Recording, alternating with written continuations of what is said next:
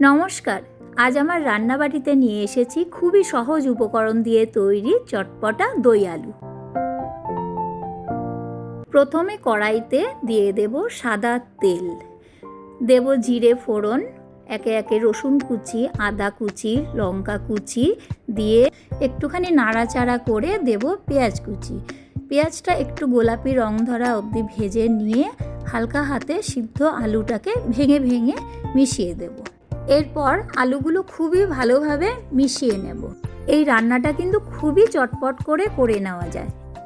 এরপর নুন গোলমরিচ দিয়ে ভালোভাবে মিশিয়ে নিয়ে দিয়ে দেব ফ্যাটানো টক দই। এই তরকারিটা রুটি পরোটা সব কিছুর সঙ্গেই পরিবেশন করতে পারবেন। এই চটপটার সাথে দই আলুটা কিন্তু বাড়ির বাচ্চারা ভীষণ ভালো খাবে। তারপর গ্যাস বন্ধ করে মিশিয়ে দেব গন্ধরাজ লেবুর খোসা। এবার ধনেপাতা কুচি মিশিয়ে দিলেই তৈরি হয়ে যাবে মুখরোচক দই আলু।